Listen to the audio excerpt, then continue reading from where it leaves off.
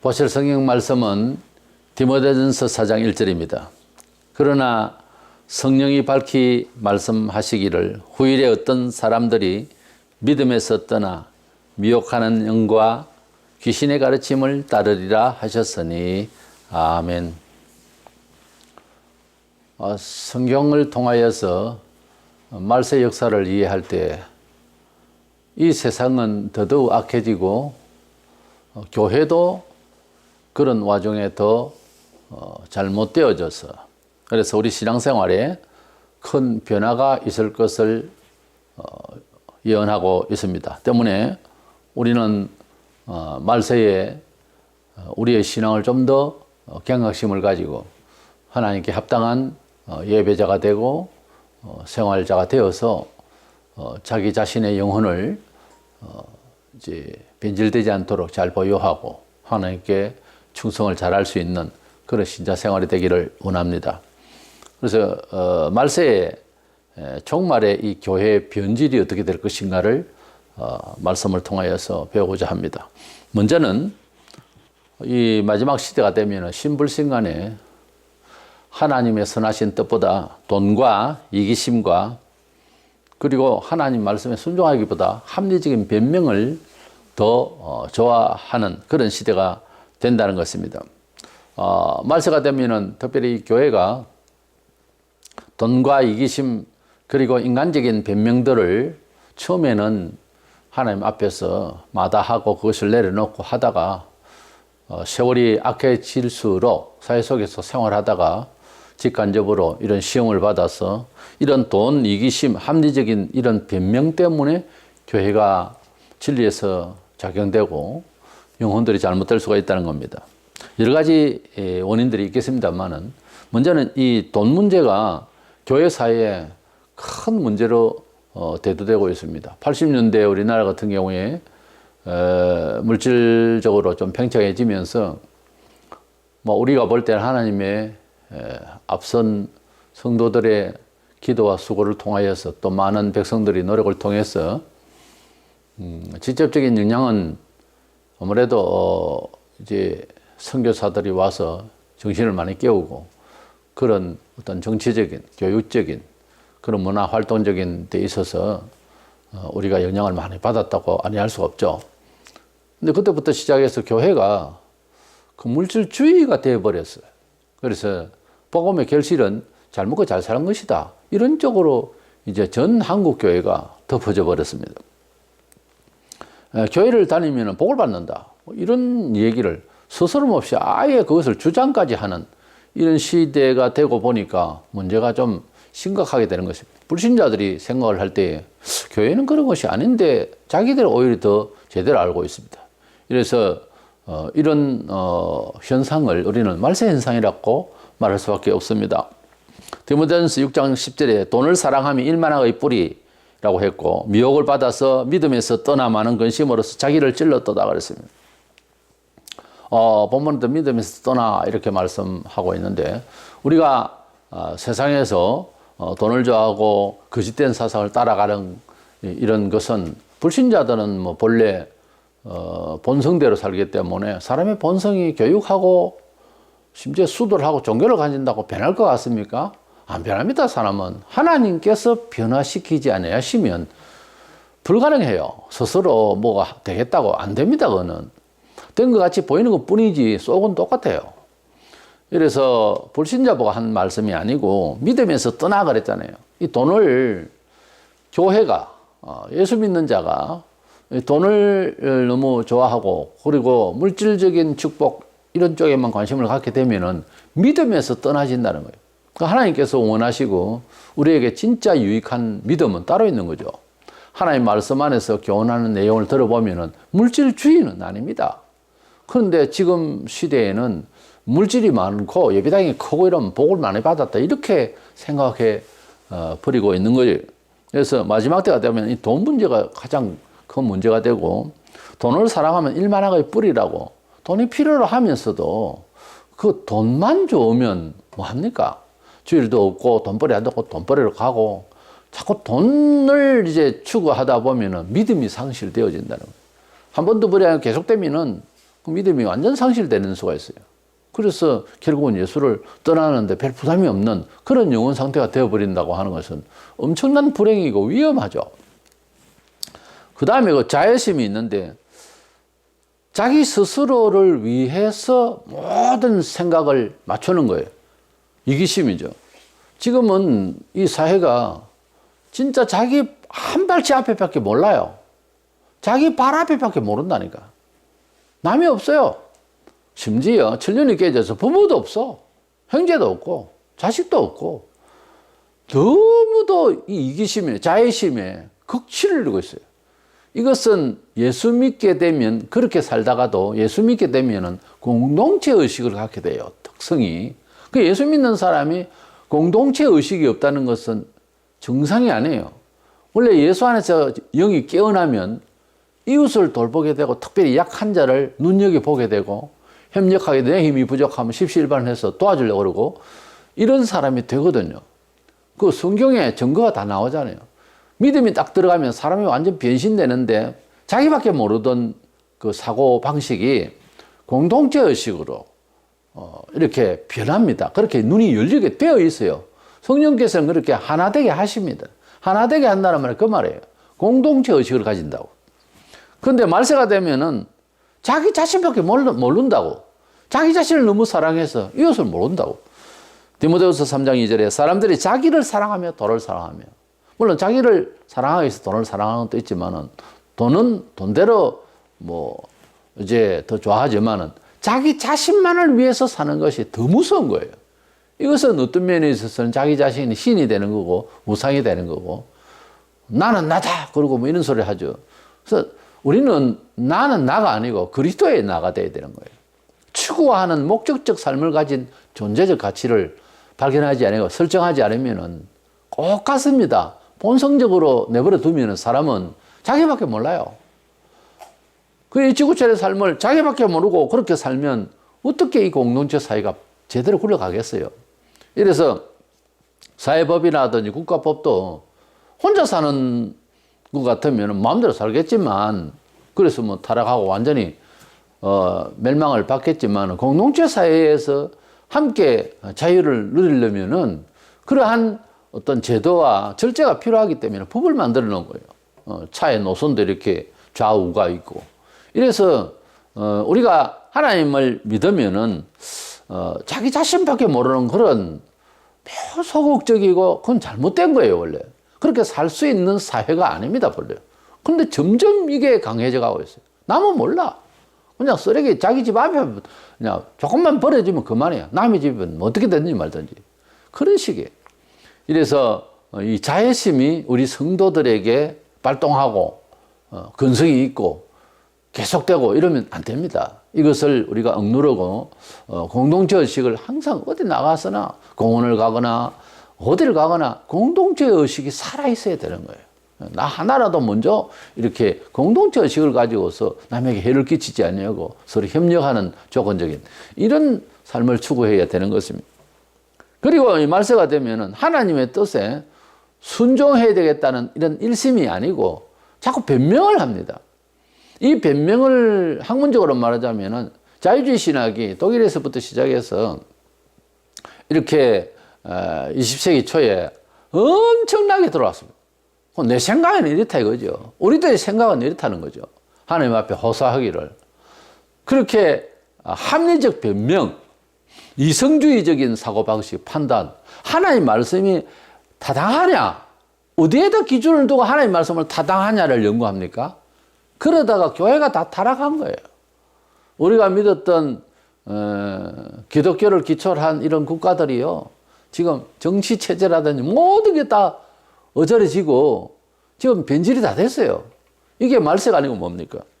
우리가 예수를 믿으면서 교회 안에서도 너무 자기 변명을 많이 하고 뭘 물으면 예, 죄송합니다. 죄송하게 되었습니다. 죄송하게 생각합니다. 이거는 반성이 아니에요. 예, 죄송합니다지 그냥. 하여튼 사람들이 정직하지를 못해요. 계속 변명하는 거예요.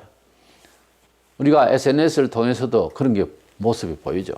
그냥 솔직하게 이야기하면 될 일을 빙빙 둘러서 자꾸만 이렇게 자기 변명을 하고 사회적인 여러 가지 상황을 넣어놓고 그래서 상황윤리라고 하는데 그런 걸 통해서 하나님을 이해하려고 그러고 이러니까 언제 순종을 합니까? 성경은 하나님의 말씀을 순종하라고 하고 있지 성경은 또 하나님은 연구 대상이 아니에요. 우리가 그렇게 할 능력이 있는 존재가 아닙니다. 그러려면 하나님 만날 이유가 없죠. 우리는 하나님을 만난다고 할 때, 복음을 들을 때는 우리는 이미 실패자요. 우리는 스스로 자력으로 구원받을 수 없는 존재라고 하는 것을 인정하고 그냥 순종하고 아직까지 뜻은 몰라도 복종하면서 하나님 말씀대로 가다가 보면 깨달아요. 우리 사람이 경험을 통해서 이해되어지는 일이 한두 가지입니까? 시집 장가 가서 자식을 낳아봐야 부모 마음을 안다는 말을 그거는 처녀총각 때는 아무리 이해를 시켜도 모릅니다. 알 수가 있는 부분이 아니에요. 경험을 통해서 아는 부분이 성경에는 너무 많아요. 주일 성수, 감사 11조, 뭐 기도 생활, 전도 생활, 무슨 이런 헌신 봉사. 이거는요, 경험을 해서 하나님의 은혜와 하나님 함께 하심과 은총을 경험하는 것이지 논리적으로 책을 써서 어렵습니다. 책이라 해봤자 그렇게 행동해 보니까 이렇게 결실을 주시더라. 그게 진짜 신학 서적이 돼야 되고 그게 정말 하나님을 증명하는 책이에요. 논리적으로 아무리 철학적으로 아주 수사학적인 이런 변명을 해놔도 그걸 순종해보고 경험하지 않으면 알 수가 없는 일이에요. 사실은. 그래서 천국도 아직은 우리가 죽어서 가봐야 되지만 모르잖아요. 갔다 온 사람도 있고 뭐 죽었다 살아난 여러 간증들이 있긴 합니다만은 천국도 우리 영적으로는 경험이 됩니다. 아, 이것이 천국이다. 우리 찬송에도 그렇게 있잖아요. 이래서 우리는 경험을 통해서 알아야 하는 그런 부분이 참 많다. 디모데전서 6장 20절 21절에 거짓된 지식의 반론 이것을 따르는 사람들이 있어 믿음에서 떠났느니라 벗어났느니라 그렇게 말씀하고 있습니다. 이래서 하나님의 말씀을 너무 이렇게 정보시대에 우리가 그야말로 변명을 통해서 무엇을 입증을 하려고 그러고 이해를 하려고 그러고 하면은 이게 믿음에서 떠나집니다. 안 돼요. 때문에 이 말세에 돈이라든지 이기심 그리고 특별히 합리적으로 상황윤리적으로 자꾸 변명을 하고 이러면은 믿음이 안 생깁니다. 그래서 하나님 말씀이 어린이의 입을 통해서 들려지든 어떤 사람을 통해서 들려지든 하나님 말씀이 들려질 때는 주님이 아버지의 말씀을 들을 때 명령으로 들었다 했거든요. 그러니까 하나님 말씀을 들을 때는 그냥 순종하라는 것이다. 이래 들어야 되는데 네가 내한테 그런 말을 할 이유가 없지. 뭐 이런 식으로 나는 나다. 뭐 이렇게 되면은 이게 믿음이 안 생깁니다. 기독교는 하나님 말씀을 믿고 하나님을 믿고 살라고 하는 이런 권유로 하는 것이지 뭐 인원하자, 대화하자, 철학을 하자가 아니에요. 이것은. 그래서 하나님을 연구 대상으로 삼지 말고 순종의 대상으로 삼아야 된다 하는 점입니다. 때문에 두 번째 생각하는 것은 우리가 삶을 살아갈 때 이와 같은 우리의 본성적인 것에서 우리의 믿음이 뺏기지 말고 경건의 연습이 되어서 그래서 하나님께 우리가 합당한 삶을 이루어 나가야 되겠는데 이것을 경건이라고 그래요. 우리가 왜 경건이라고 하면은 도덕적 태도를 생각하는데 그런 뜻이 아니에요. 경건이라는 요세베이아라는 말을 찾아보면 하나님께 온전히 바르게 예배한다 그래 돼 있어요. 그러니까 우리 성도들의 삶이 꼭 예배 시간에 경건과 정숙함과 단정함과 그런 것과 같이 삶을 그렇게 사는 겁니다. 그 말을 보통 우리는 예배적 삶을 산다 그렇게 말해요. 우리 성도는 예배당에서는 예배를 예배같이 하고 그야말로 나가서는 마음대로 산다가 아니라는 거지. 삶 자체가 선택과 감사와 기도와 간절함과 협력과 사랑과 이런 것들이 교회에서 이루어진 그대로 사회에 나가서 은행심사에 적용이 돼야 된다는 거죠. 인격적으로 하나님의 품성을 자꾸만 회복해 나간다고 하는 것이고 그것이 이제 인격으로 갖춰졌을 때 경건한 삶을 또는 경건한 인격을 가졌다 이렇게 말할 수가 있습니다. 세상에서 말하는 이런 종교와 그리고 사상과 이런 것들은 처음에는 진보적인가 보다 싶어도 그곳에는 음란과 살인과 그리고 허무가 존재해요. 그 궁극적으로는 그렇게 가버려요. 그래서 성경에 보면 타신에 대해서, 다른 종교에 대해서 음란한 종교를 말하고 있습니다. 세상의 이 모든 일들을 보면 허무와 살인과 음란과 퇴폐로 가요. 그게 뭐 대단한 것 같아도 결국은 그렇게 빠진다고. 하나님을 떠나서 만든 심지어 종교까지도 이렇게 타락하게 되고, 그러니까 하나님을 믿지 않고 인간적으로 생각하는 과학 만능, 이것이 얼마나 우리를 부패케 하는지 우리는 짐작이 가는 거죠. 디모데전서 4장 8절에 육체의 연단은 약간의 유익이 있으나 경건은 범사에 유익하니 금생과 내생에 약속이 있느니라. 육체의 연단은 약간의 유익이 있으나 경건은 범사에 유익하다.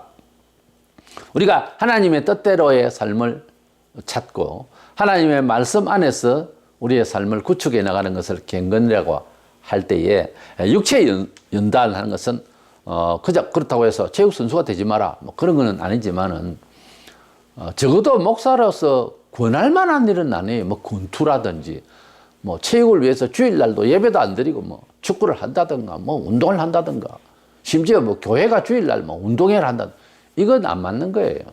우리는 우리의 육체를 다스림에 있어서 목표는 복음을 전파하기 위해서 우리가 부름을 받았고, 그리고 우리가 가질 수 있는 직업이라고 하는 것은 한정이 있어요. 아무리 취향이 뭐 체육에 뭐 그런 조건이 되어 있고 또 원하고 하더라도 체육밖에 모르고, 그래서 그것이 직업이 되고 주일날 예배도 제대로 안 드리고 이러면 안 됩니다. 우리는 육체적인 일, 뭐 산에서 등산을 하는 것도 우리 건강을 위해서 좋죠. 그런데 억지로 이 산 저 산 뭐 버스를 타고 비행기를 타고 어딜 가서 그 산을 오르겠다, 그래서 기록을 세우기 위해서 올라갔다가 죽었다. 참 그 목숨은 헛된 거예요. 그렇게 하는 거 아닙니다. 어지간해야 되는 거예요. 어느 정도껏 해야 되는 거예요. 우리는 육체를 위해서, 그래서 육신적인 어떤 일을 발휘하기 위해서 뭐 그래서 사는 존재가 아닙니다. 우리 사람은 무슨 짐승도 아니고 무슨 기계도 아니에요. 우리 직업도 한계가 있어요. 아무거나 가지고 취향도 또 취미생활도 한정이 있어요. 그렇게 우리는 이 세상 것을 너무 그렇게 격이 없이 마음껏 그렇게 누리고 살려고 하는 것은 신앙적이지를 못해요. 그래서 우리의 육신을 다스림에 있어서는 어느 정도 것이고요, 우리 경건의 생활, 하나님의 말씀을 토대로 해서 선택하고 따라가고 위하고 하는 생활이 더 중요하다 하는 것입니다.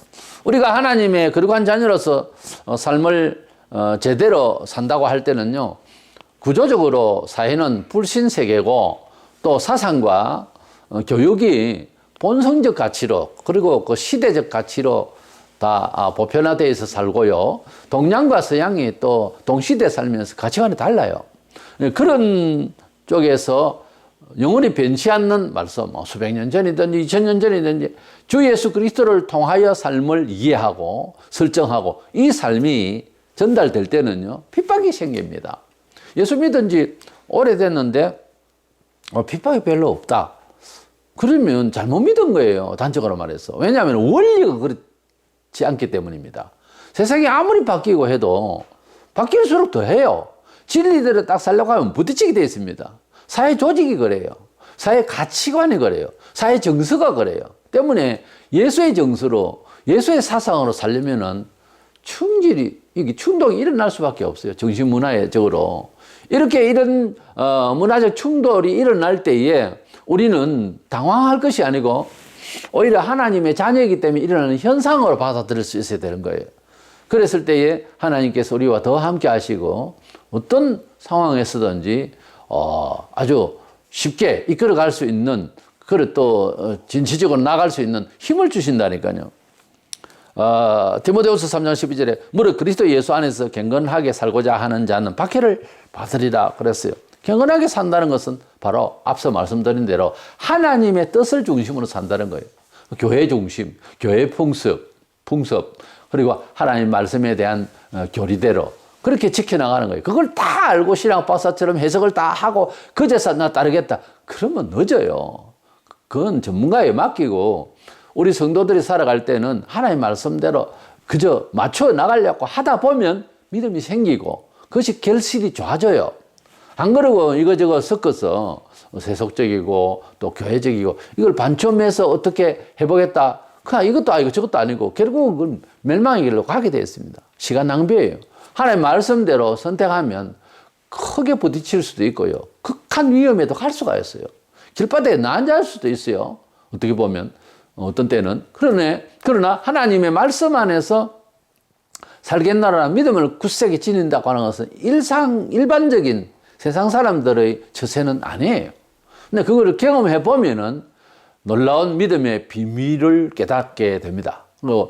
세상 처세보다 우월한 것을 알게 돼요. 신앙 처세라고 하는 것이 이런 거구나 하는 것을 경험을 통해서 알게 되는데, 연구를 하고 변명을 하고 어느 천년에 하나님 순종하고 하나님 은혜를 받을 수가 있겠습니까? 경험을 할 수가 있겠습니까? 그래서 하나님 말씀을 순종해 나갈 때에 그것을 경건생활이라고 그래요. 우리 성도들은 본래 세상 사람들에 비해서 인격적으로나 삶의 질 그리고 문화생활 자체가요 구별됐다는 뜻이에요. 성도라는 말 자체가, 하기오사라는 말이 세속과 구별되다 그런 뜻이에요. 거룩할 성자의 그 성이라는 말이. 그래서 성도들은 일반 사회인들이 살아가는 그런 목적과 취향과 방식과 평가까지 따라가면 안 됩니다. 성도는 세상 사람이 뭐라 하더라도 교회가 말하는 대로, 성경이 말하는 대로 평가하고 선택하고 그렇게 반성되어지고 그렇게 되는 겁니다. 빌립보 4장 8절에 끝으로 형제들아 무엇에든지 참되며 무엇에든지 경건하며 그랬어요. 우리 성도들이 부족하죠. 처음부터 다 잘 될 수가 없지만은 자꾸 경건의 연습을, 경건이 뭐예요? 하나님의 뜻대로 맞춰가는 겁니다. 하나님 뜻대로 자꾸 맞춰가려고 하면은 하나씩 뭐가 하나님 뜻인지도 처음에는 잘 모르죠. 그러나 이제 하나님 말씀의 기준으로 생활을 딱 잡으려고 그러면은, 가령 술집을 하던 사람이 이건 아니다. 다른 직업을 가지려면 당장 먹고 사는 문제가 심각하게 될걸요. 모든 게 다 그렇습니다. 하나님 뜻대로 주일날 돈벌이 하던 것을 샤터를 내리고 장사를 안 한다. 이것도 쉽지를 않아요. 근데 이렇게 해나가다가 보면은 하나님께서 우리에게 주시는 그런 삶의 지혜가 자꾸만 생기고 하나님 역사가 따르게 되어 있어요. 처음은 당장 부딪혀서 힘들지만은, 그럼 이제 이웃에서 저 사람 교회 간다고 오늘 장사도 안 하네. 이 명절에 대목에 주르나 해도 세월이 조금 지나면 야 저렇게 사는 것이 사람 사는 거지. 맨날 돈만 번다고 이래가지고 나는 먹고, 그런 식으로 반성을 하게 되고요. 그리고 그리스도인이 선택해서 살아가는 구조가, 삶의 형식이 아주 선망의 대상이 될 수밖에 없는 그런 데까지 이르게 되는 것입니다. 그래서 하나님께서는 믿음으로 선택하는 처세, 이것 위에 영광을 보여줘요. 때문에 하나님 말씀대로 살아가다 보면 잘 되게 돼 있습니다. 그것이 비록 힘들고 십자가의 길이고 하더라도 십자가로 끝까지 가버리는 건 아니에요. 꼭 지상에서도 보면, 물론 순교도 있습니다만, 지상에서 이렇게 삶 속에서 반드시 회복의, 은총의, 기적의 시간을 또 주세요, 원래. 나는 그런 것이 없었다고. 그럼 십자가 안 졌겠죠, 간단하게 말해서. 그러니까 십자가적 삶을 정말 아픈 가슴을 안고 주의 뜻을 쫓아서, 상대가 못났고 기분 나빠도 주의 뜻을 쫓아서 사느라고 살아가는 과정이 있으면 나중에 엄청난 그런 회복의 시간이 온다니까요. 그런 경험이 없다는 것은 그리 안 살았어서 그래요. 계속해서 고생스럽다 그런 말 하는 것은 믿음으로 살지를 않고 자꾸만 물리적으로만 생각하고 하나님 말씀대로 적용을 안 했겠지. 그렇게 반성하는 것이 옳아요. 그래서 이제라도 하나님 말씀의 뜻에 준해서 인생을 선택하고 설계하고 부딪히는 일이 생기도 하나님 말씀의 처세로 이제 살아가면 좋은 일이 생깁니다. 그것이 경건한 성도의 본질적인 정체성이에요. 삶의 정체성이에요. 경건 생활도요, 하나님 뜻대로 산다는 것도 연습이 필요해요. 모든 일에 보면은 다 그렇잖아요. 기본적 어떤 그 연습이 되어 있어야 그 일에 적응하는 게 빠릅니다. 연습이 안 되어 있으면은 안 돼요. 그래서 악기를 가지고 이제 연주를 하는 것도 그것이 일상의 연습이 되지 않고 갑자기 어디 가서 특별 연주를 하겠다. 안 되잖아요.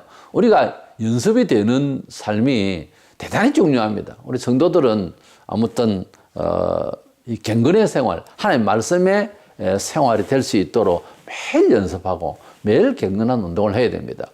뭐 세상에서 우리 걷기 운동을 저는 좀 주로 하는데 그것도 한 이틀 비가 오거나 뭔 일이 있어 한 이틀 걷지를 못하죠. 그러면 발이 굳어져요.